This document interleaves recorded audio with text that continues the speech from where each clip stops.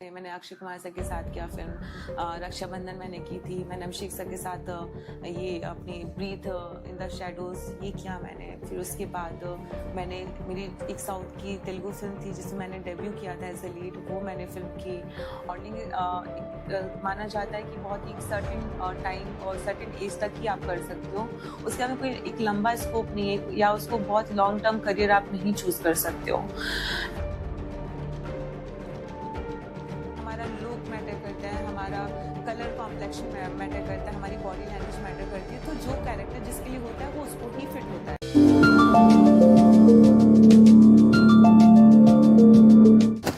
नमस्ते मैम। नमस्ते। Thank you so much ma'am, आपने हमें समय दिया अपना। हमारा पॉडकास्ट डिस्ट्रीब्यूट रहता है स्टूडेंट्स के लिए जो लाइफ में आपने अपने एक्सपीरियंस लिए उससे आप कुछ समझा पाए हुए हैं स्टूडेंट्स के लिए। ओके, तो स्टार्ट करते हैं आपके बचपन से। ओके।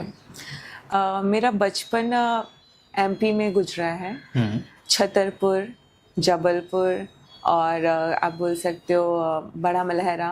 तो ये कई सारे वहाँ के क्या बोलते हैं सिटीज़ हैं, क्योंकि मेरे फादर पुलिस में रहे हैं हमेशा से एंड उनकी जॉब एमपी में ही रही है। तो वो क्या होता है हमेशा ट्रांसफ़र होते रहते हैं, आपको अगर पता होगा तो पुलिस वालों के।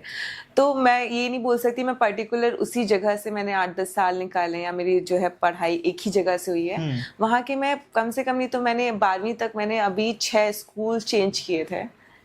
तो ये मेरे लिए बहुत बड़ा टास्क होता था कहीं पर उस माहौल में ढलना और फिर अचानक से शिफ्ट हो जाना, इसलिए मेरे दोस्त भी उतने अच्छे से बन नहीं पाते थे। तो मेरे बचपन की शुरुआत छतरपुर से हुई थी एंड मैं छतरपुर बड़ा मलहरा में पढ़ी बड़ी हूँ और बहुत सारे एक्सपीरियंस ऐसे रहे कि बचपन में बहुत ज़्यादा मुझे पढ़ाई बिल्कुल पसंद नहीं है, मतलब थी उस टाइम पर। और मुझे जाकर के क्लास में ग्रुप्स के बीच में बैठना तो बिल्कुल ही पसंद नहीं था और मैं बहुत ही टॉम बॉयज थी और मेरे फादर बहुत स्ट्रिक्ट होते थे। तो मुझे मतलब पकड़ करके लेके जाया जाता था कि चलो तुमको स्कूल जाना है एंड मैं वहाँ से घर से पीछे से मतलब स्कूल से बाहर से पीछे से आ जाती थी। और कई बार ऐसा होता था कि मेंटोरशिप जब नहीं मिलती है तो एक वो जो ग्रोन एज होती है, क्योंकि मुझे उस टाइम पे बस मेरे माइंड में ये हुआ करता था यार ये मुझे ये टाइम है और ये पता नहीं मैं बचपन से ही मेरे अंदर रहता था कि नहीं अगर मुझे इस टाइम पे कोई अगर मिल जाएगा, मुझे कोई मेंटोरशिप मिल जाएगी तो मैं कुछ बहुत बड़ा अचीव कर लूँगी। क्योंकि आपको जब स्टार्टिंग से जो मेरी बिगनिंग है, एक जो छोटी एज है, आप जब उस एज से सीखना शुरू करते हो वो आपकी लाइफ टाइम तक आपके साथ रहती है। और उस एज में मैं जब अराउंड 5-6 ईयर्स की थी और मैं मतलब सेकेंड क्लास में मतलब सेकेंड या थर्ड क्लास में होंगी और मुझे क्या होता था उस टाइम पे स्लेट चलती थी तो उसमें मुझे पहाड़े या टेबल जो होते हैं ना वो लिखवाए जाते थे। तो मुझे वो भी नहीं आता, तो मुझे मार बहुत पड़ती थी। मैं स्कूल में भी पिटती थी, मैं घर में भी पिटती थी। और फिर ये होता था कि नहीं मुझे स्पोर्ट्स खेलना है, मुझे कुछ तो अलग करना है, हमेशा रोती रहती थी। और मेरे घर वाले मेरे पापा बहुत स्ट्रिक्ट थे, मतलब उनको ऐसा है कि मैं जैसे ही वो स्कूल से मतलब स्कूल बोली जैसे ही वो जॉब से आते थे वो बोलते थे लाओ अपना होमवर्क दिखाओ। अब जैसे मिडिल क्लास में होता है ना कि बच्चे पेरेंट्स शाम का टाइम हुआ तो बच्चों के होमवर्क चेक होते हैं, होमवर्क बताओ कि आज मिला है, तुमने कंप्लीट किया है नहीं किया। तो उस टाइम पे मुझे होमवर्क के लिए भी बहुत पिटाई होती थी मेरी और मैं बहुत शैतान भी करती थी मतलब। मुझे ना यहाँ पे एक बात ऐड करनी है। हाँ, आपने कहा कि मेरा 6 से 7 बार ना स्कूल चेंज हुए हैं। तो उस समय आपकी माइंडसेट क्या थी? अब जब चेंज होता रहता है तो इंसान परेशान हो जाता है। मैं बहुत परेशान हो जाती थी, मुझे लगता था मैं एक जगह क्यों नहीं रह सकती हूँ। यही रीजन था? क्या यही रीजन था कि आप सही से फोकस नहीं कर पा रहे थे पढ़ाई पे? ये तो रीज़न था और प्लस मुझे बिल्कुल मन नहीं करता था पढ़ाई करने का। मुझे लगता था मैं पढ़ लिख के क्या करूँगी, मतलब मेरा वो माइंडसेट था। मुझे ये था कि मैं पढ़ाई लिखाई मुझे करनी है, लेकिन या तो मुझे वैसा कोई अच्छा टीचर मिले। और मुझे बुली बहुत करते थे उस टाइम पर। हमेशा एक टास्क रहता था कि मैं अभी क्या करूँ मैं, और मेरा इसलिए मन भी नहीं लगता था पढ़ाई में। मुझे लगता था नहीं इससे अच्छा तो मैं कुछ अच्छा खेलने में या कुछ स्पोर्ट्स में करती हूँ। एक बार जब मैं गाँव गई थी मेरी नानी के यहाँ पर यूपी में प्रतापगढ़, तो वहाँ पर क्या होता था कि सारे समर जब होता था तो उस टाइम पे सारे फैमिली के जो भी मेंबर्स जो बाहर रहते थे सब आते थे वहाँ पर। तो उस टाइम पे मैं गाँव गई थी और मेरी मौसी, मेरी नानी, मेरी मतलब सारी फैमिली के लोग बैठे हुए थे। उन्होंने पूछा कि तुमको क्या बनना है? तो मैंने उससे पहले क्या बोलते मूवी भी देखी हुई थी एंड मुझे लगता था मैं आसपास देखती थी कि कितनी चीज़ें हैं जो समझ नहीं आती हैं, लाइक क्योंकि मैं छोटे से ना बहुत ऑब्जर्वर बहुत रही हूँ। मैं जहाँ पे भी रहती थी मैं ऑब्जर्व करती रहती थी, अच्छा चीज़ें ये सही है, ये अच्छा वो उनको ऐसे क्यों ट्रीट कर रहे हैं, बच्चों को क्यों इस तरीके से वो डांट रहे हैं। और फिर उसके में अच्छा कोई कचरे वाला है, वो कचरा ऐसे उठा रहा है लेकिन उसका वो क्या करता होगा, तो मैं वो सब चीज़ें ऑब्जर्व करती रहती थी, इसलिए मेरा पढ़ाई में मन नहीं लगता था कभी। अच्छा ये ऐसा क्यों हो रहा है, तो फिर मुझे लगता, और फिर हमें जब भी कोई मतलब लड़ाई झगड़ा भी होता है तो मैं ऐसे क्यों करते हैं, लड़ाई झगड़ा क्यों करते हैं, तो मैं हमेशा से उन चीज़ों के लिए बहुत रहती थी। तो फिर मैंने मुझसे पूछा, मेरी नानी ने पूछा, मेरी मौसी ने पूछा कि बेटा तुमको क्या बनना है, क्योंकि सब लोग बैठते हैं डिस्कशन होता है तो फिर ये सब चीज़ें आती हैं। देन मैंने बोला कि मुझे IAS ऑफिसर बनना है। तो बोले क्या सच में, मैंने कहा हाँ मुझे IAS ऑफिसर बनना है। तो बोले अच्छा क्यों लेकिन, तो मैंने कहा कि नहीं मैं फिर मतलब IAS ऑफिसर बनूंगी तो मैं जो है आपके लिए अच्छी अच्छी साड़ी लेकर आऊंगी, फिर वहाँ पे जो गरीब लोग होते हैं उनको मैं क्या बोलते हैं, गरीबों के लिए मैं कुछ कर पाऊंगी। वहाँ जो सोसाइटी में जो मेन होते हैं, जो आदमी इतने मतलब कितने लड़ते हैं झगड़ते हैं, और फिर हमें कितना जो है फीमेल को कितना दबाया जाता है ऐसे करके। तो मतलब उस टाइम में मैं बहुत छोटी थी, मैं फिर 5th क्लास में थी, शायद 5th या 6th क्लास में थी जब मेरा ये माइंडसेट था। तो मैंने उस टाइम पे मतलब मैंने ये नानी को, मौसी को मेरे बोला कि मुझे इसलिए मेरे को IAS ऑफिसर बनना है कि मैं जिस दिन बड़ी बनूंगी, जिस दिन मैं IAS ऑफिसर बन जाऊंगी, पूरे शहर को, पूरे जिले को सही कर दूंगी। तो वो वाला मेरा माइंडसेट था उस टाइम पर। आपको पहला ऑफर आया था आपकी टीचर की तरफ से कि आप रैंप वॉक कीजिए, हाँ, तो वो कैसा था? रैंप वॉक के लिए मतलब अच्छा था, मतलब मैंने कभी किया नहीं था अगर बोलूँ ऑनेस्टली, और ना मैंने कभी सोचा था मैं मॉडलिंग करूँगी। मुझे आपको बताया मैंने अभी IAS ऑफिसर बनना था या फिर डिफेंस समझ लो, उसमें जाना था, स्ट्रीम में जाना था।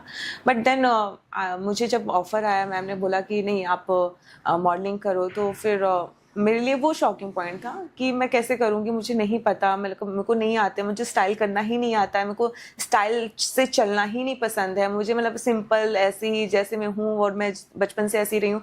मेरे घर में कभी क्रीम पाउडर भी नहीं रहा था, पापा वो देखते तो वो फेंक देते थे कि तुम यहाँ पढ़ने आए हो, तुम लोग पढ़ने के लिए हो, तुम अभी अच्छे से पहले पढ़ाई पे फोकस करो, फिर इन क्रीम पाउडर पे अपना ध्यान देना। देन फिर मेरे टीचर्स के साथ साथ फिर मेरी जो साथ की क्लासमेट्स थे, जो मेरी फ्रेंड्स थी, उन्होंने मुझे बोला कि सौम्या नहीं कर, तू अच्छा करेगी ऐसे करके। और मुझे लगा कि नहीं, वहाँ पे जो भी मेरे कॉम्पिटिटर्स हैं वो काफ़ी स्टाइलिश लड़कियां हैं, काफ़ी अच्छी, मतलब BA BCom और ऐसे अच्छे अच्छे उससे स्ट्रीम से थे।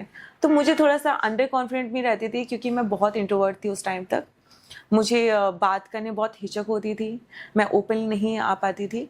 देन उसके बाद में मैंने जब फर्स्ट ऑडिशन के लिए गई, मेरी एक फ्रेंड थी विजेता, उसने मुझे ऑफ़र किया, हील्स वगैरह उस टाइम पे इतना नहीं था, 3500 रुपीज़ मुझे मिला करता था घर से हॉस्टल की फ़ीस और सब कुछ करने के लिए, तो मुझे उसने प्रोवाइड किया हील। देन उसके बाद मैं ऑडिशन के लिए गई, नहीं सिलेक्ट हुई, फिर बाद में मैम ने बोला कि नहीं आओ, कल से वर्कशॉप पर आओ।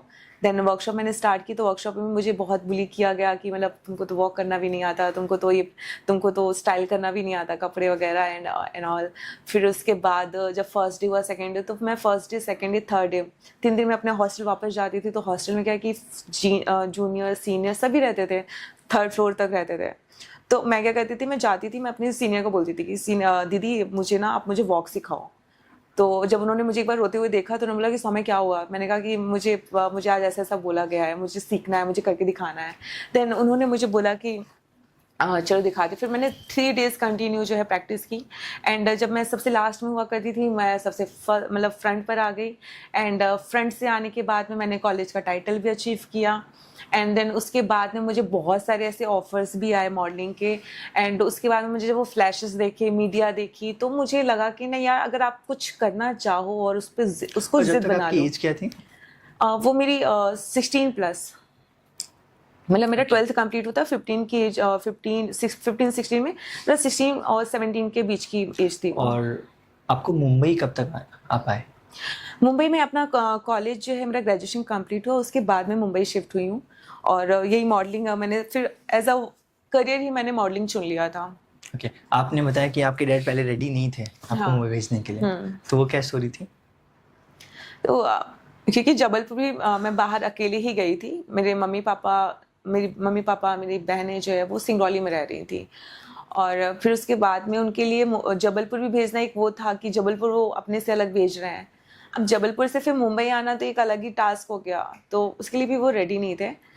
उनका कहना था कि अब इतना बड़ा शहर है और कोई है नहीं वहाँ पे एक्सपेंस बहुत ज़्यादा होंगे, क्या करोगे, कैसे करोगे, या तुम्हारा कोई स्टेबल जॉब नहीं है, मॉडलिंग में क्या होगा, एक्टिंग में क्या होगा, तुमको कुछ नहीं पता है, तो मुझे सही नहीं लग रहा है, तो तुमको नहीं जाना है। देन फिर उसके बाद में मैंने कहा कि ठीक है, फिर मैंने कुछ नहीं, मैंने अपनी टिकट्स बुक करवाई और मैंने कहा पापा मैं तो जा रही हूँ, आपको चलना हो तो चलो। देन उसके बाद में उन्होंने सेकंड डे मुझे बोला कि अच्छा मेरी भी टिकट्स करवा देना, मैं भी चलता हूँ। तो फिर उसके बाद में मेरे पापा आए यहाँ मुंबई आए, और क्योंकि मैं जबलपुर से डायरेक्ट यहाँ शिफ्ट हो रही थी, लोगों ने बोला कि मुंबई आते लोग 1 बैग लेकर के आते हो, तुम 8 बैग लेकर के आई हो, मतलब इतना सारा सामान क्या लेकर के आई। तो मैंने कहा कि यार मैं तो वहाँ पे हॉस्टल में ही रह रही थी, तो मेरे जो भी बर्तन हो या जो भी चीज़ें हॉस्टल की होती मैं सारी यहाँ पे लेकर आ गई थी। और बट जितना मैं सामान लेकर आई थी वहाँ पे तो लोग उतने में रह रहे थे, तो मेरे लिए वो हो गया था, मैं इतना सामान रखूंगी कहाँ। फिर फर्स्ट डे जब मेरा था, तो जैसे यहाँ पे आपको पता ही होगा कि कोई बाहर से आता है या यहाँ पे रहते हैं, तो एक ग्रुप है फ्लैट एंड फ्लैटमेट्स। आज भी हम घर जब भी होता है घर उसी पे ही, मतलब सर्च करना होता है उस पे ही करते हैं। तो उस ग्रुप पे मैंने सर्च किया था, और मैंने जो घर सर्च किए थे वो इतने छोटे थे कि मुझे लगा कि मेरा तो वहाँ पे, मतलब अगर मैं ही लेट जाऊंगी तो वो रूम इतना ही खत्म हो जाएगा, और वहाँ पे बैग कहाँ रखूंगी चीज़ें, और उसमें भी 3 लोग रह रहे होते थे, इतना छोटा सा। तो वो बहुत बड़ा टास्क था, क्योंकि घर में हमेशा से छोटे शहरों में घर तो कितने बड़े होते हैं, और सुकून भी इतना होता है, कोई मतलब किसी से कंपटीशन नहीं है। कंपटीशन मतलब एक रिश्तेदारी में एक अलग चीज़ होती है, लेकिन आपको घर में ये रहता है कि आपके पास फैमिली है, आपके पास में आपके लोग हैं, आपको घर एक सेफ इन्वायरमेंट है आपके पास में। बट मुंबई में आकर के वो सेफ इन्वायरमेंट फील करना, एंड कोई बड़ा आपको यहाँ पे मतलब बड़े क्या, आपको जब कोई जानता ही नहीं तो आपको कोई क्यों गाइड करेगा, एंड अगर आपको जानते भी तो लोगों के पास में यहाँ पे इतना टाइम नहीं कि वो आपको गाइड करेंगे। तो फिर वो वाली बात हो गई थी कि वो घर मेरे लिए टास्क हो गया था। वो मेरा सबसे बड़ा अगर देखा जाए स्ट्रगल तो था कि मुंबई में घर कैसे, मतलब घर रहना और अच्छी जगह रहना वो बहुत मुश्किल था। तो फिर बाद में लेकिन एक जगह मिली, 2-3 दिन हम घूमते रहे, पापा भी साथ में घूमते रहे। फिर उसके बाद में ब्रोकर्स, यहाँ पे ब्रोकर्स का जो डील है, अगर एक ब्रोकर अगर पकड़ता है तो पीछे 10 ब्रोकर लग जाते हैं, और फिर उनको हमें ब्रोकरेज दो। फिर आप मतलब सोचते हो कि आप जहाँ पर 1 साल निकाल सकते हो, अगर मुंबई में आ रहे हो तो आपके वो पैसे जो है 2 महीने में ही खर्च हो जाएंगे, आपको पता भी नहीं चलेगा। तो ऐसा रहा, मतलब फर्स्ट डे काफ़ी। और मेरा जब भी मैं कहीं जाती हूँ, कहीं नई सिटी में जाती हूँ, तो मेरी पता नहीं मुझे ये समझ नहीं आता, मेरी कभी चप्पल टूट जाती है, कभी सैंडल टूट जाती है, इस चीज़ का लॉजिक मुझे, लेकिन लोग बोलते हैं कि नहीं शुभ होता है, अच्छा होता है। हाँ। तो फिर मैं भी वही पॉजिटिविटी ले लेती हूँ कि नहीं अच्छा हुआ है, गुड। आपको वो टाइम जब आपको घर नहीं मिल रहा था, आपके डैड क्या बोल रहे थे आपको कि वापस चले? नहीं, ऐसा कुछ उन्होंने बोला नहीं, मतलब वापस जाने का तो सवाल ही नहीं होता। जब मैंने टिकट उनकी भी करवा ली, अपनी भी करवा ली, तो इतना तो सोच के ही आए होंगे कि मतलब आए हैं तो कुछ तो फिर या तो रुकेंगे या तो कुछ एडजस्टमेंट करेंगे, बट वापस चलने का नहीं। लेकिन वहाँ का माहौल जो था, मतलब हम लोगों ने जहाँ पर फ्लैट देखे थे वहाँ पे बहुत सारे लोग रहते थे, मतलब एक ही घर में कम से कम नहीं तो 4 लोग 5 लोग रह रहे हैं। फिर उसके बाद में और भी देखे तो वहाँ 2 लोग रह रहे हैं, लेकिन इतने छोटे छोटे से थे। प्लस उनका रेंट 10,000 रुपये, 12,000 रुपये, 15,000 रुपये, मतलब इतना। तो अगर हम छोटे शहरों में अगर देखा जाए तो जो बच्चे वहाँ पे जॉब कर रहे होते हैं, वो बच्चे 20,000 रुपये मंथली उनकी सैलरी होती है, जो अच्छी पोस्ट पे काम कर रहे होते हैं। बट यहाँ पे 20,000 रुपये तो आप सिर्फ रेंट देते हो अच्छे, मतलब अगर आप सुकून से अगर 2 लोग के साथ रहना चाहो। तो वो वाली प्रॉब्लम थी कि पापा ने फिर मतलब बोला कि नहीं, थोड़ा सा एक काम करो, थोड़े टाइम के लिए एडजस्ट कर लो, उसके बाद में धीरे धीरे समझ में आएगा कैसा क्या माहौल है, कहाँ होना है, कहाँ जाना है। तो फिर उन्होंने कभी ऐसे मतलब पापा का ये था कि कभी ऐसे डिमोटिवेट नहीं करते थे। बस हाँ, उस टाइम पे, उस पीरियड पे ऐसा नहीं होना चाहिए कि हाँ मैंने जो मांगा मुझे मिल गया, मुझे वो अर्न करना पड़ता था। तो वो अर्न करने के लिए वो बिलीफ उनके अंदर पैदा हो, उसके लिए मुझे मतलब मेहनत करनी पड़ती थी। और वो मुझे हमेशा से सपोर्ट करते हैं, आज भी वो बहुत सपोर्ट करते हैं। एंड मतलब अगर फैमिली का सपोर्ट होता है और फादर का सपोर्ट होता है, एक मतलब चाहे वो लड़का हो चाहे लड़की, तो आप दुनिया में कहीं पे भी हो, मैं तो बोलूँगी कि बिना फैमिली के सपोर्ट के आप आगे अचीव कर ही नहीं सकते हो।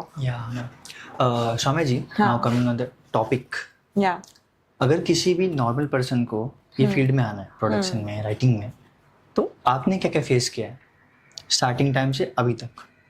प्रोडक्शन तो मैंने बहुत बाद में स्टार्ट किया था, लाइक पहले अभी मैंने एक्टिंग शुरू की थी, एक्टिंग मैंने किया, देन उसके बाद में मैंने ओके ओके, आराम से। हाँ जब आपने एक्टिंग फील्ड यहाँ पर आए तो आपने कैसे स्टार्ट किया? इंटरव्यूज या फिर जैसे आपने दिए वो कैसे स्टार्ट किया आपने? मैं यहाँ पर आई तो मैंने फिर मॉडलिंग का एक क्योंकि मॉडलिंग करती आई थी तो उसका एक थोड़ा सा एक्सपीरियंस था मेरे पास में, बट मैंने सोचा कि मॉडलिंग से तो मैं इसको लॉन्ग जर्नी नहीं लेके जा सकती हूँ। मॉडलिंग एक माना जाता है कि बहुत ही सर्टेन टाइम और सर्टेन एज तक ही आप कर सकते हो, उसके बाद में कोई एक लंबा स्कोप नहीं है या उसको बहुत लॉन्ग टर्म करियर आप नहीं चूज कर सकते हो। तो उस हिसाब से फिर मुझे मतलब समझ में आया कि नहीं, एक्टिंग जो है एक्टिंग को चुनना चाहिए, क्योंकि आप 50 के भी होगे अगर आप अच्छे एक्टर हो, चाहे 40 के हो, 10 साल के भी हो, अगर आप अच्छे एक्टर, आपके अंदर टैलेंट है तो आप कभी भी वो रोल आपको मिल सकता है। एंड अगर आपको, क्योंकि पैशन इस इंडस्ट्री का है तो करियर तो बहुत सारे हैं, लेकिन अगर मॉडलिंग और एक्टिंग देखा जाए तो समवेयर मतलब वो दोनों सिमिलर है। मतलब आपको ग्लैमरस लाइफ अगर जीनी है तो मतलब फिर मैंने सोचा कि नहीं, फिर एक्टिंग जो है एक्टिंग चूज़ करती हूँ। और जब मैं आई तो मैंने 1 मंथ में, क्योंकि मैंने एक्टिंग कहीं सीखी नहीं थी, एक्टिंग का मुझे ज़ीरो नॉलेज था, बट ऐसे ही जो है निकल गई। और 1 महीने मैंने सारे ऑडिशन दे दिए, जब जब मुझे कुछ नहीं पता था, मुझे सिखा रहे कि सौम्या तुमको ऐसे करना है, तुमको कैमरे के सामने इस तरीके से फेस के एक्सप्रेशन बनाने हैं, तुमको अपनी आईब्रोज को इस तरीके से मतलब उनको मूव करवाना है, तुम्हारे चीक्स ऐसे बोलने चाहिए, तुम्हारे लिप्स इस तरीके से होने चाहिए। तो आई वॉज लाइक ज़ीरो, मुझे कुछ नहीं पता था कि ये क्या क्या बोल रहे हैं ये। तो फिर उसके बाद में 1 महीने जब ऑडिशन दिया, उसके बाद समझ आया कि हर चीज़ हलवा नहीं होती है।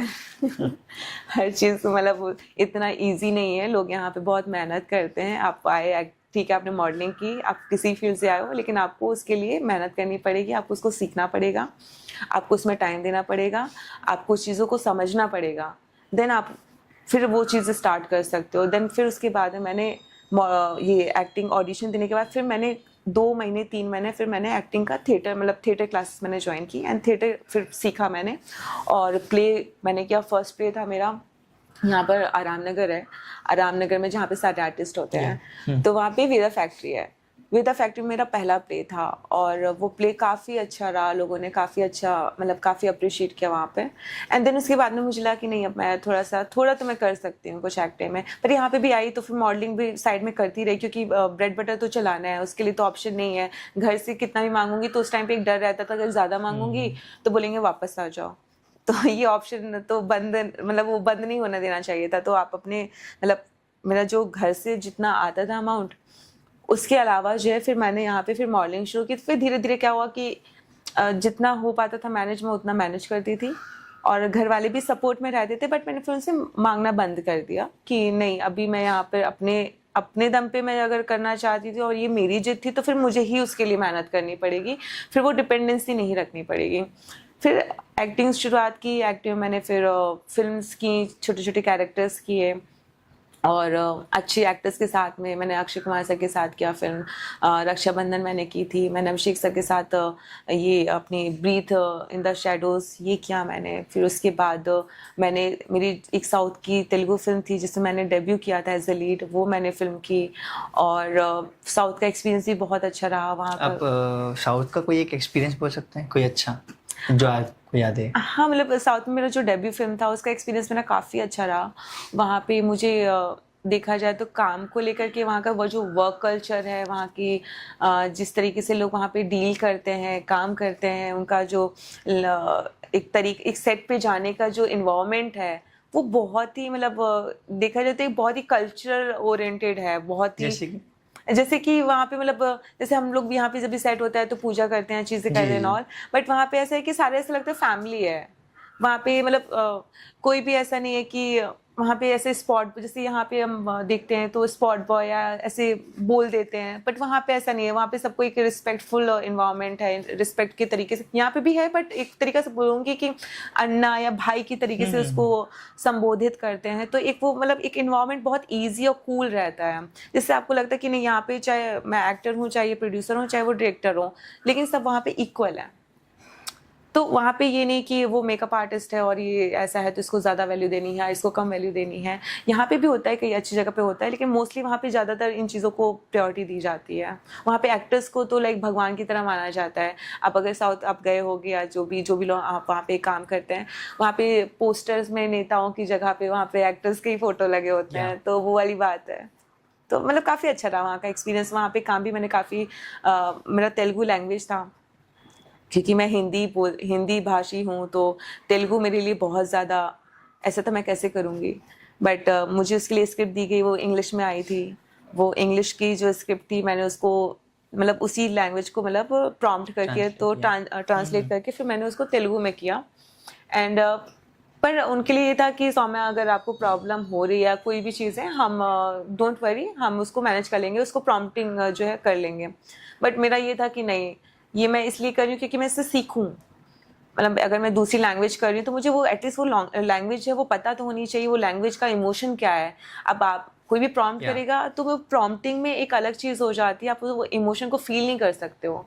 लेकिन जब वो मैं खुद पढ़ रही हूँ, मैं उसके इमोशन को फील कर रही हूँ, वो बंदा या बंदी या जो कैरेक्टर है वो क्या कहना चाह रहा है, किस मूड में है वो, तो ही मैं उसको इमोशन को जनरेट कर पाऊंगी अपने अंदर से। तो मैंने कहा नो, मैं मतलब भले ही मुझे थोड़ा सा टाइम लगेगा, मैं अपना टाइम दूंगी, बट मैं खुद ही उसको बोलूंगी, मैं खुद ही तेलुगु में बात करूंगी।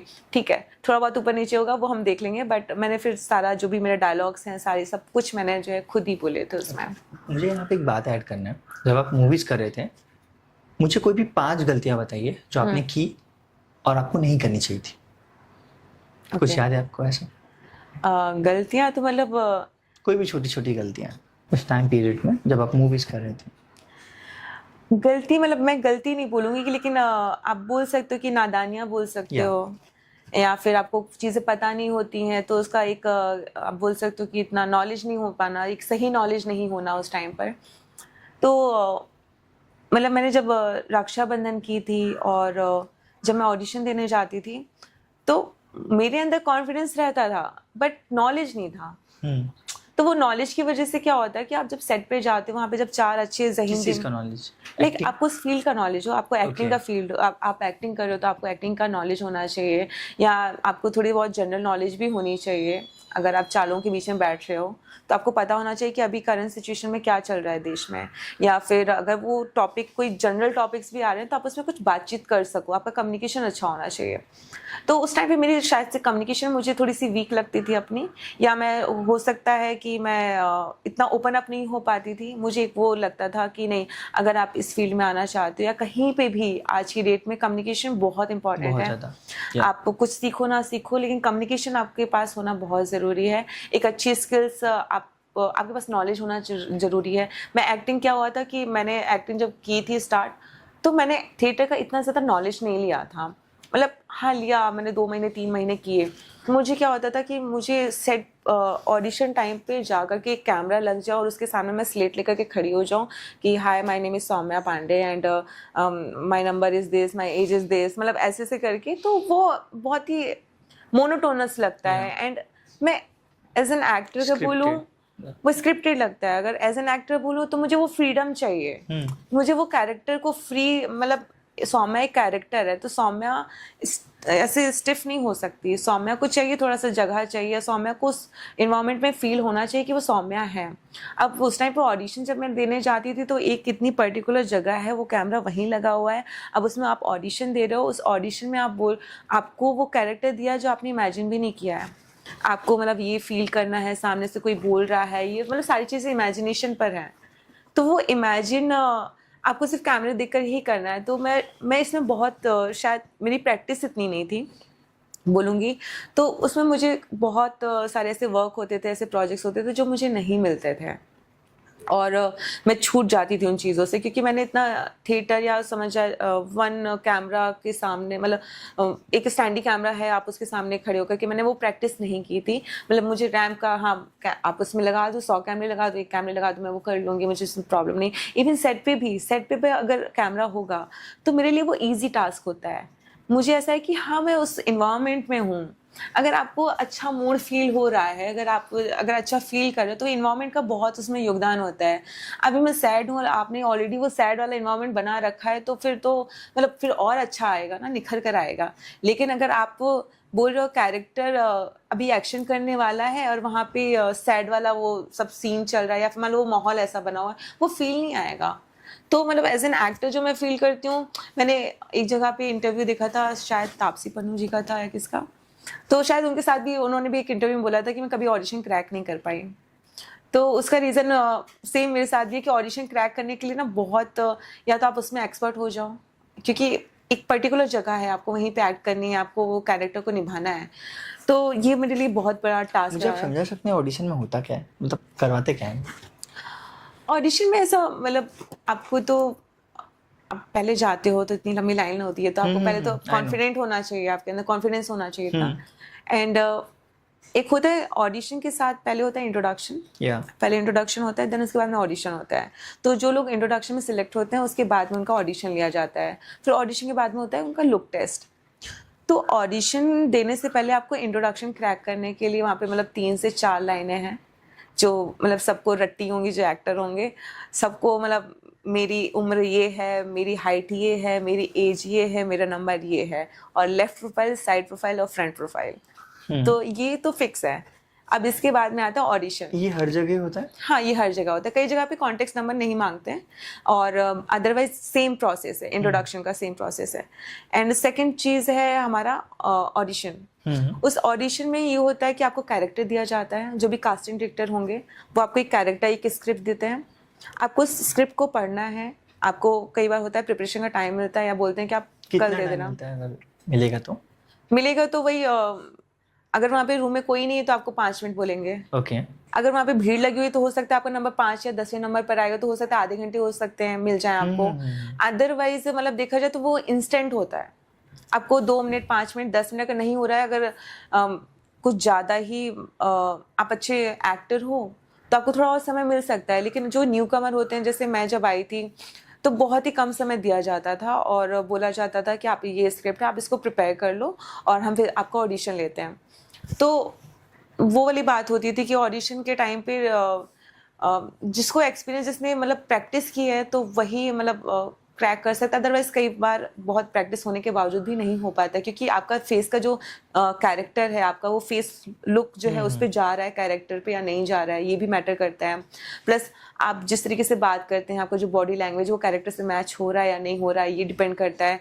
प्लस आपका कॉम्प्लेक्शन क्या है। कई बार हम ये सोच लेते हैं कि नहीं हमारा हुआ नहीं तो हम अच्छे एक्टर नहीं हैं, बट ऐसा नहीं होता। हमारा लुक मैटर करता है, हमारा कलर कॉम्प्लेक्शन मैटर करता है, हमारी बॉडी लैंग्वेज मैटर करती है। तो जो कैरेक्टर जिसके लिए होता है वो उसको ही फिट होता है, उसको ही जाता है। बट बहुत से ऐसे परसेप्शन बन जाते हैं कि शायद कास्टिंग वाले मतलब हमारा कास्टिंग में होता नहीं है या फिर हम अचीव नहीं कर पाते हैं। और कई बार चीज़ें दूसरी भी होती हैं कि शायद हम वो एक्टर हैं, जैसे मैं अपनी बात करूँगी, मैं जब फील्ड पर होती हूँ तो मैं नेचुरल फील करती हूँ, मैं अपने आप को फील करती हूँ, फिर मैं कैरेक्टर को फील करती हूँ। तो मैं इजीली मतलब मुझे अगर कोई दिया जाएगा, टास्क दिया जाए या मुझे कैरेक्टर दिया जाए, बोला जाए कि ये 2 लाइनें आपको बोलनी है, मैं बोल लेती हूँ, क्योंकि वहाँ पे फ्री हूँ मैं। मुझे वहाँ पे वो बंद रूम नहीं है, एक कमरा नहीं है जहाँ पर एक कैमरा लगा दिया गया और बोला कि अब एक्टिंग करो। मुझे वो माहौल दिया गया है वहाँ पर, मुझे वो कैमरा लगा हुआ है, मुझे वो वाइब फील हो रही है। वहाँ पे एक प्रॉपर कास्टिंग वाले, मुझे लग रहा है मैं काम कर रही हूँ। मुझे ऑडिशन में किसी चीज़ के लिए सिलेक्ट होना एक अलग बात होती है, जब आप फील्ड पर होते हो वो एक अलग बात हो जाती है, वो एक कॉन्फिडेंस अलग हो जाता है। तो वो जो कॉन्फिडेंस के साथ में जब काम करते हो ना, वो होता है प्लस पॉइंट। प्लस पॉइंट यानी कि आपने वो चीज़ें क्रैक कर दी। तो जब आप फील्ड पर हो, मुझे पता है मैं फील्ड पर हूँ ऑलरेडी, मेरे ये तो मेरा ही रोल है, ये मुझे ही करना है, कॉन्फिडेंस मेरा ऑलरेडी बूस्ट है। मुझे वहाँ पे ये नहीं सोचना कि ये हो सकता है इसको मिल जाए। तो जब ये होता है ना कि यार शायद, जहाँ पे क्वेश्चन मार्क होता है वहाँ पे हम अपनी चीज़ों को भूल जाते हैं, हम उस चीज़ को फील नहीं कर पाते हैं। तो जब हमको ये शायद वाला ये हट जाता है और जब हमको पता है कि ये मेरा ही है, ये मुझे ही करना है, देन आप कोई भी चीज़ अचीव कर सकते हो। ओके मैम, आप कोई भी एक मूवी मुझे बताइए जो आपने की है और जो कैरेक्टर था वो आप जब कर रहे थे तो आपने उस पीरियड में क्या क्या चीज़ें की? ओके, और आप हिंदी में आप पूछना चाहोगे या फिर मतलब साउथ की मेरी जो प्रोजेक्ट थी? एनी? एनी तो इसमें आप अपनी लाइफ से जो आने वाले हैं या फिर आ गए हैं उन्हें क्या सिखाना चाहेंगे, बॉलीवुड में या फिर कहीं भी? मैं अपनी डेब्यू फिल्म की बात करूंगी क्योंकि वो मेरा फर्स्ट एक्सपीरियंस था और उस टाइम पे क्योंकि बहुत यंग भी थी और इतना मुझे पता नहीं था, तो पहली फिल्म का जो एक्सपीरियंस होता है वो हमेशा याद रहता है। और वो एक चैलेंजिंग रोल भी था। मेरा नाम उसमें पवित्रा था। ओके, मूवी का नाम? प्रेमा गीमा थस्सा दिया, इतना तेलुगु ने। ओके, हाँ, तो उसका नाम प्रेमा गीमा थस्सा दिया and my character was Pavitra. Okay, तो पवित्रा के नाम से आपको पता चल गया वो कैरेक्टर कैसा रहा होगा, लाइक वेरी ट्रेडिशनल और मतलब बहुत ही सोबर और सिंपल। बट पवित्रा क्या थी, बहुत ही इंडिपेंडेंट लड़की थी। इंडिपेंडेंट यानी कि उसका जो माइंडसेट था वो हर चीज़ करती थी जो मतलब हमारी फैमिलीज में बोला जाता है, लाइक एक एक आपने ऑडिशन दिया था इसके लिए? मैंने इसके लिए ऑडिशन दिया था और मेरे कुछ पिक्चर्स थे जो मैंने साउथ लुक में मैंने क्लिक करवाए थे, तो उससे मेरा सिलेक्शन हुआ था उसमें। ओके, और फिर उसके बाद में मुझे वो फिल्म मिली, मतलब वो पिक्चर को देख करके फिर उसके बाद में मुझे ऑडिशन यानी कि मुझसे वो लाइंस बुलवाई गई। मैंने वो लाइन बोली क्योंकि मेरा लुक उसमें जा रहा था ना। उसके बाद में उन्होंने बोला कि नहीं मैं बोल भी सकती हूँ, तो फिर मेरा सिलेक्शन हो गया था उसमें। तो जो मैं कैरेक्टर की बात कर रही थी, उस कैरेक्टर में क्या था, पवित्रा। पवित्रा एक आइडल लड़की जो होती है, एक मतलब हमारी सोसाइटी में जो मानी जाती है कि घर में बहुत ही सिंपली अच्छे से रहे, फैमिली के साथ रहे, और जो एक आइडल है, एक मतलब लड़की है। लेकिन उसका माइंडसेट क्या है, उसका माइंडसेट ये है कि मैं सब कुछ मुझे आता है, मैं सब कुछ कर सकती हूँ, बट मुझे अपनी लाइफ में मेरे खुद के भी गोल्स हैं। मतलब मेरा खुद का भी माइंडसेट है। मैं सबके लिए कर रही हूँ, बट इसका मतलब ये नहीं कि मैं अपने लिए नहीं करूँगी। मैं आपके लिए भी करूँ, मैं आपको भी खुश रखूँगी, मतलब फैमिली को भी खुश रखूँगी। इवन मेरा जो मतलब उसमें दिखाया गया जो मेरा लवर था उसमें, या जो मतलब बोल सकते हैं मेरे जो पार्टनर उसमें बने हुए थे, फिर उनसे मेरी शादी का भी चीज़ों को लेकर के होता था।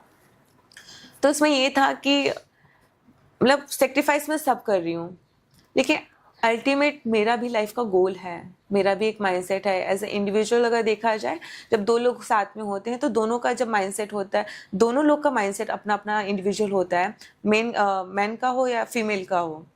लेकिन मेल हमेशा अपर हैंड रहा है। मतलब मेल ही सोसाइटी में अगर उसको पता है कि मुझे लाइफ में ये चीज़ अचीव करनी है, तो फीमेल सेक्रीफाइस कर देगी कि ठीक है मैं तुम्हारा सपोर्ट करूंगी, तुम अगर बोल रहे हो कि नहीं करना तो मैं नहीं करूंगी, मैं तुम्हारे साथ में आ जाऊंगी, मतलब तुम जैसा चाहते हो मैं वैसा ही फॉलो करूंगी। बट मेरा जो कैरेक्टर था उसमें वो थी तो सब कुछ, लेकिन उसके लिए ये था कि अगर तुम मुझसे प्यार करते हो तो तुमको मुझे समझना पड़ेगा।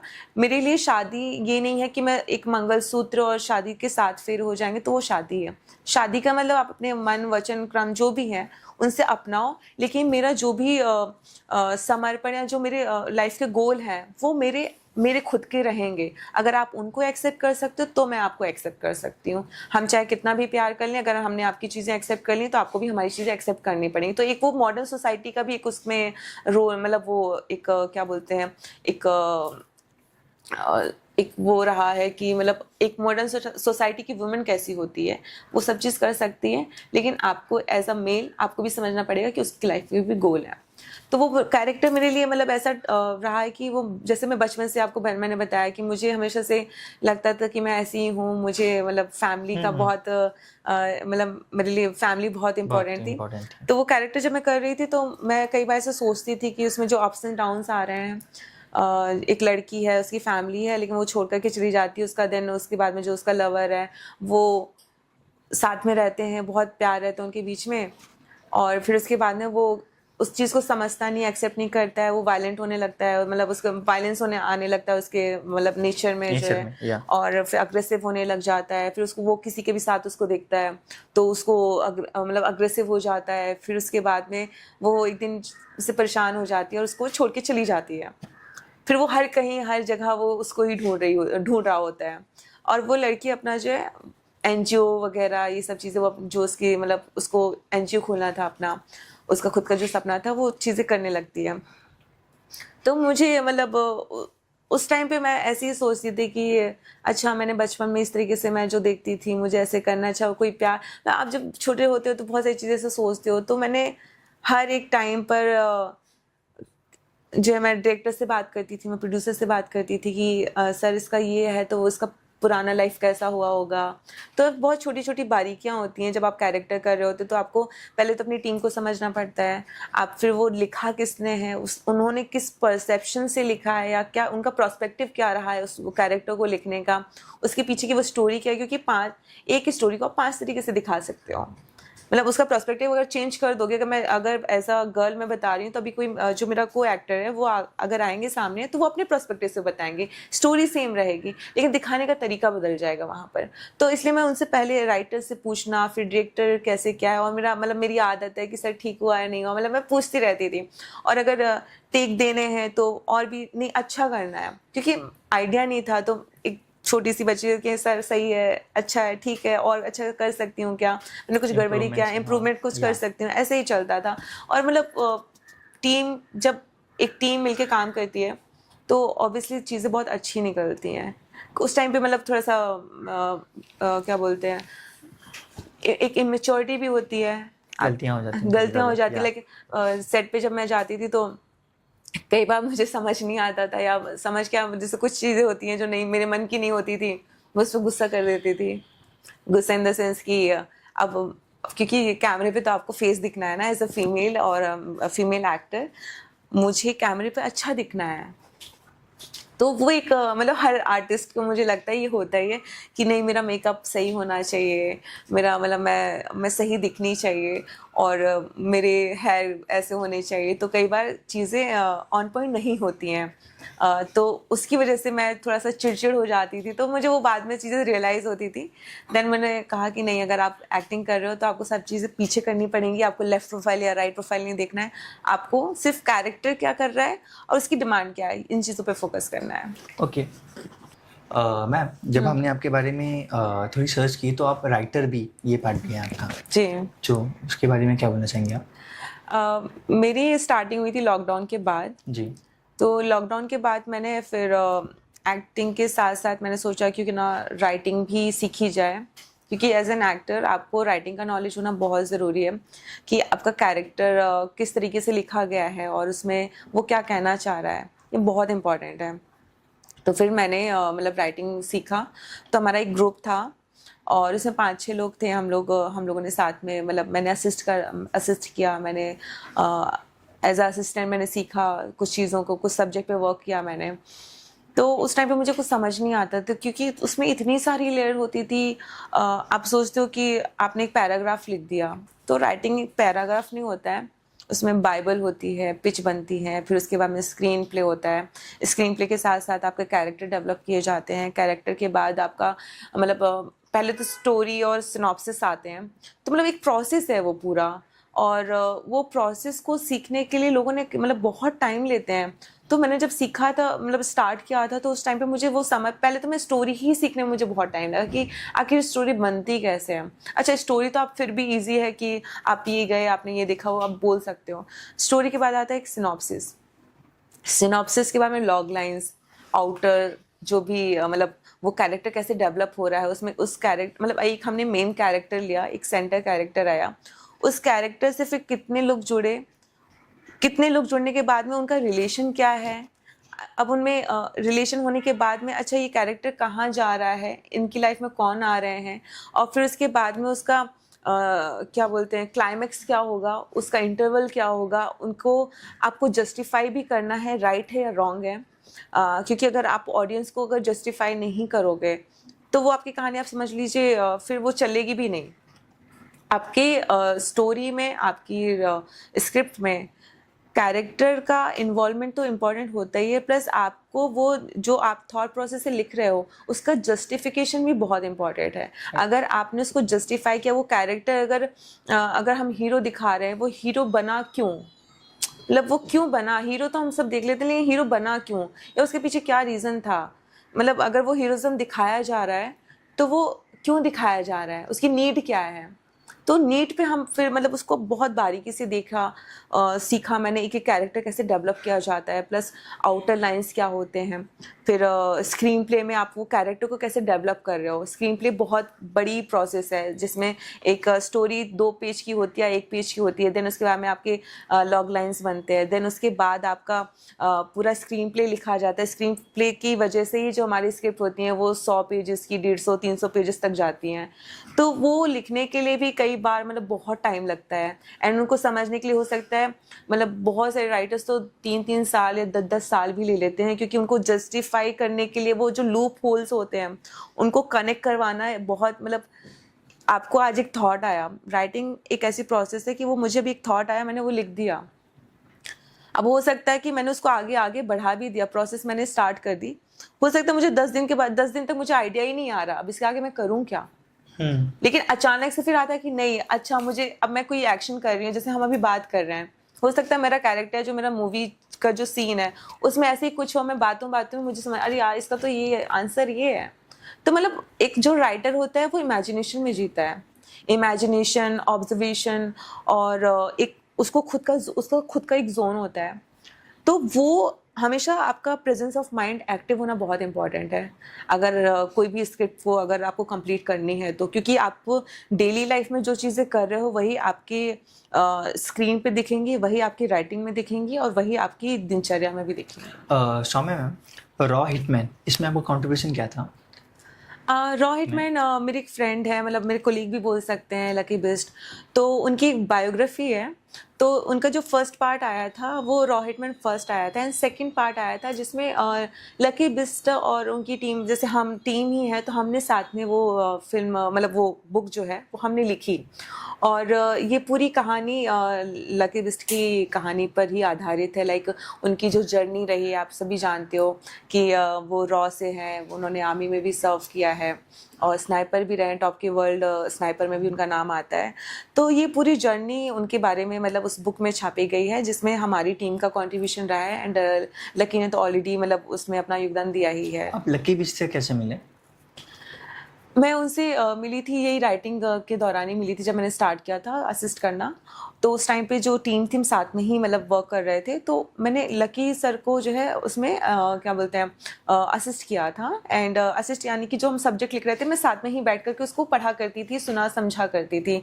देन उसके बाद में हमारे जो कुछ सब्जेक्ट आ रहे थे तो देन मैंने उसमें लिखना शुरू किया, और मतलब वाया वाया ही मिलते हैं क्योंकि मुंबई है तो सारे मतलब लिंक का ही खेल है कि आप किनको जानते हो किनको नहीं जानते। तो जब मैं आई हुई थी तो मैं जहाँ काम कर रही थी, मैं जिनको जानती थी उन्होंने मतलब फिर हम आगे गए, एक मीटिंग में हुई, एक मीटिंग के बाद में जो है वहाँ पे पता चला कि अच्छा लकी बेस्ट, मतलब उस टाइम पे इतना नाम नहीं था उनका जितना आज, मतलब आज तो हर मीडिया में छाए हुए हैं वो।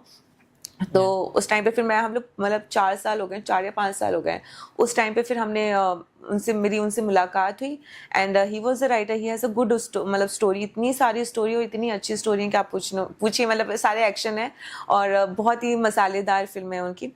तो फिर हमने क्या किया कि साथ में मैंने उनको असिस्ट करना, मतलब उनको असिस्ट या समझिए कि साथ में मिल करके काम करना, क्योंकि लेकिन वो सीनियर है राइटिंग में, तो मैं उनको बोलूँगी असिस्ट करना, मतलब मैंने उनको असिस्ट किया। फिर उसके बाद मैं सीखा, फिर उसके बाद में ये हुआ कि नहीं चलो फिर हमारा प्रोडक्शन, मतलब मेरा प्रोडक्शन हाउस है तो मैं और लकी साथ में ही प्रोडक्शन हाउस में मतलब पार्टनर भी हैं, और हमारे सब्जेक्ट हैं जिसमें मैं और लकी और हमारी बाकी की जो टीम है, तो हम साथ में मिलकर के मतलब लिखते हैं, और उन स्टोरीज़ को मतलब कई जगह पिच भी किया है, तो कई जगह हमारी स्टोरीज पिच भी हुई हैं, और मतलब बहुत जल्दी हो सकता है कि इन फ्यूचर आपको थिएटर हॉल्स में या फिर OTT प्लेटफॉर्म पे देखने को भी मिलेंगी। सौम्या मैम, आपने लकी सर के साथ में काम किया है, तो कैसे हैं वो पर्सनली देखा जाए तो अपनी लाइफ में? वो बहुत ही ज़्यादा फोकस्ड, बोला जाए तो बहुत फोकस्ड है अपने काम को लेकर के। जब भी क्योंकि साथ में हम लोग 4 साल से काम कर रहे हैं, तो मल्टीटास्किंग बहुत ज़्यादा है। अगर एक दिन में 10 मीटिंग भी करना होगा ना, तो 10 मीटिंग भी वो मतलब ऐसा लगेगा नहीं कि अभी 3 मीटिंग कर ली और अभी डाउन हो गए, एनर्जी जो डाउन हो गई है, क्योंकि वो उनका जो फोर्स का एक्सपीरियंस जो रहा है वो उनकी पर्सनालिटी में दिखता है। तो इसकी वजह से उनको क्या होता है कि अगर उनको दिन में 10 काम करने हैं, 5 काम भी करने हैं, या फिर कोई मीटिंग करनी है या फिर कोई दूसरे वर्क के लिए भी जाना होता है, तो ही इज़ लाइक कि ओके आई एम कमिंग, मतलब इतना एक्टिव है, और फिर हमें एक जगह पे बैठ करके, एक बार क्या होता है जब नरेशन आप देते हो तो नरेशन, एक बार आप नरेशन देना स्टार्ट करते हो, उस टाइम पे आप फोकस्ड हो जाते हो, आपका माइंड उस पे ही चल रहा होता है, और आप ना फिर कुछ टाइम के बाद जूम आउट हो जाते हो, क्योंकि वो 1 घंटे 2 घंटे के बाद में आपका माइंड ना चाहता है कि थोड़ा रिलैक्स हो, क्योंकि मैंने इतना जो बोला है, मुझे वो एनर्जी जो है वो डाउन हो जाती है, आप जूम आउट हो जाते हो, फिर आपके पास दूसरा कुछ सोचने समझने वाली वो शक्ति नहीं रहती। लेकिन मैंने लकी को एक दिन में 2 से 3 नरेशन भी बहुत इजीली देते हुए देखा है। तो लकी जी का जो भी मतलब जो काम करने का जो तरीका है, उससे मैंने बहुत सीखा है, हमारी टीम ने बहुत सीखा है कि एक साथ आप कितने सारे काम करना है, आपको कैसे काम करना है, प्लस आपको हमेशा एक्टिव रहना है। लेकिन हम होता है कि सुबह उठेंगे, चाय नाश्ता करेंगे, फिर उसके बाद में मतलब लंच होगा, फिर डिनर होगा। उनके लाइफ में ऐसा कुछ नहीं है। मतलब अगर सुबह से अगर हुआ 8-9 बजे से कॉलिंग शुरू हो गई, तो 8-9 बजे के बाद उनके मीटिंग्स के कॉल, फिर उसके बाद में इंटरव्यू पॉड, जैसे अभी का जो टाइम है इंटरव्यू पॉडकास्ट, फिर उसके बाद में दिन में नरेशन देना है, फिर किसी मीडिया हाउस में या प्रोडक्शन हाउस में जाना है, तो मतलब इतनी सारी चीज़ें, तो मेरे लिए वो हो जाता था कि, और उसमें क्या है कि साथ में रहते रहते मेरी भी प्रैक्टिस हो गई, क्योंकि मैं तो मतलब मेरे लिए तो एक दिन में मतलब मैंने 1-2 काम कर लिया, मतलब मैंने अपने मतलब प्रोडक्टिव डे है मेरा, लेकिन मैं इतना ज़्यादा मेरी हैबिट नहीं थी, मुझे थोड़ी मेरी परेशानी हो जाती थी, अभी मतलब मैं बीमार पड़ जाऊँ अगर मैं, जैसे मेरा कंटिन्यू 3 दिन का शूट था एक बार, और 3 मतलब 7-8 दिन का था, बट कंटिन्यू 3 डेज का था। तो क्या होता है कि हमारा 12 आवर की शिफ्ट होती है, वो 12 घंटे क्या होते हैं सिर्फ सेट के होते हैं, उसके बाद में आपको ट्रैवलिंग का जो टाइमिंग होता है, तो सब टोटल मिलाओगे तो आप 16 आवर्स के आसपास होता है। मेरा कंटिन्यू वो स्टार्टिंग में हैबिट नहीं थी मेरी, तो मैं 16-16 घंटे जब काम करके फिर मैं जब घर आई थी तो एकदम मुझे रोना आ गया कि मतलब पापा ने मुझे कॉल किया कि खाना खाया, और वो पापा ने मुझसे जब पूछा कि खाना खाया, और मैं रोने लग गई। मैंने कहा पापा नहीं नहीं खाया मैंने। बोले क्यों नहीं खाया? मैंने कहा कि नहीं, मेरे को सेट का खाना मुझे नहीं खाना, मेरे को घर का खाना खाना है। तो वो मेरे लिए थोड़ा सा एक वो, मैं उस टाइम पे बहुत मेरा ब्रेक डाउन हो गया। बट मैंने कहा कि तुमने जब इतने बड़े सपने देखे हैं, जब मैंने इतने बड़े सपने देखे हैं, 3 दिन के काम में अगर ऐसे रोने लग जाओगे और फिर इतना जल्दी हार जाओगे तो फिर तो ये चलेगा नहीं। तो जब मैं फिर उन चीज़ों को सीखा, और फिर बाद में लकी के साथ में हमारी टीम के साथ में हमने जब काम, तो हमारा काम करने का मतलब अलग ही फिर तरीका ही पूरा चेंज हो गया कि कोई समय नहीं है, मतलब अभी काम आया है, रात को 10 बजे आया है, सुबह के 7 बजे काम आया है, या कोई चीज़ करनी है तो बस इंस्टेंट एक्टिव हो जाओ। आप सोचो मत, आप सोचने से ज़्यादा एक्शन पर बिलीव करो। क्योंकि हम हमेशा क्या लाइफ में होता है, हम सोचते रहते हैं कि हम आज ये करेंगे, कल हम ये करेंगे, वो प्लानिंग रहती है। वो प्लानिंग क्या होती है, 1 महीने के बाद दूसरे महीने पे चली जाती है, दूसरे महीने से वो होती है तीसरे मंथ पे, या हो सकता है वो नेक्स्ट ईयर के लिए चली जाती है। बट आप जब एक्शन मोड में होते हो तो आपको पता है कि चलो ठीक है, हमारे पास ना भी चीज़ें नहीं है, बट आपको एक्शन करना है, आप जाकर के लेकर के आ जाओगे। लेकिन आप सोचोगे कि मुझे वहाँ जाना है, मैं ये करूँगी या ऐसा होगा, फिर तो वो कभी नहीं होने वाला। तो ये चीज़ सबसे ज़्यादा सीखी कि आप हमेशा एक्शन मोड पे रहो, सोचो कम, करो ज़्यादा। और सेम मतलब वो तो मल्टी टैलेंटेड मैं बोलूँगी। लकी सर तो मतलब लकी जी तो बहुत ही ज़्यादा मतलब एक्टिव रहते हैं, वो अपना काम भी अच्छे से करते हैं, एंड उनको ये पता है कि वो क्या करने आए हैं। मेन चीज़ वो है, वो जो उनका फोकस है, वो फोकस उनको बहुत अच्छे से पता है कि उनको यही करना है तो यही करना है। हम लोग कई बार होता है कि चलो ये भी आ रहा तो ये भी कर लें, ये आ रहा तो ये भी कर लें, लेकिन उन्होंने जो अपना सीखा होगा, जो प्रीवियस उनके एक्सपीरियंस रहे हैं, उससे मुझे जो ओवरऑल समझ में आया वो ये कि हमेशा टारगेट पे ही निशाना मारो, जो टारगेट है उसको ही अचीव करना है। टारगेट के बीच में जितने भी चीज़ें आ रही हैं उनको सबको, डिस्ट्रैक्शन को कभी भी अपने टारगेट पे हावी नहीं होने देना है। तो टारगेट इज़ इम्पोर्टेंट। सौम्या जी, आप 4 जी। से 5 साल इस पीरियड में आप लकी जी के साथ काम किया है आपने, तो क्या लगता है वो जो कहते हैं उसका कोई तथ्य है? ऑफ कोर्स, मतलब अगर वो इतने बड़े मीडिया प्लेटफॉर्म्स पे आ रहे हैं, वो जी। उनकी पर्सनालिटी अगर देखा जाए तो आज हर एक सोशल मीडिया प्लेटफॉर्म, चाहे वो न्यूज़ चैनल्स हों, चाहे वो पॉडकास्ट हों, चाहे वो इंटरव्यूज़ हों, अगर वहाँ पे पब्लिक देख रही है, वहाँ यूथ देख रही है, तो कोई ना कोई फैक्ट होगा, तभी वो देख रही है।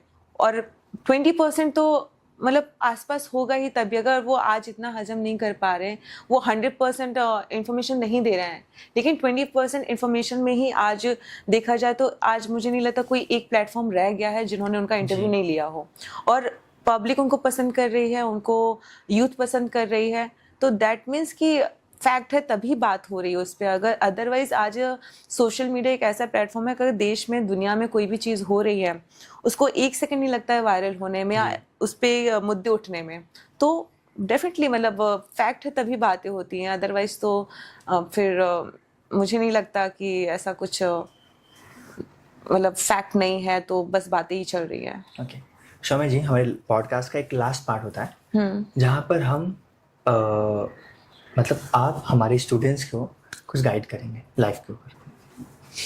नमस्ते, मैं आप सभी से बस इतना ही कहना चाहूँगी कि सत्य, समाज और ज्ञान बस एक यही माध्यम है अपने लक्ष्य तक पहुँचने का। तो थैंक यू सो मच। या सो मैम, यही हमारा पॉडकास्ट था। जी। थैंक यू सो मच, आपने अपना समय दिया हमें, धन्यवाद। Thank you. Thank you.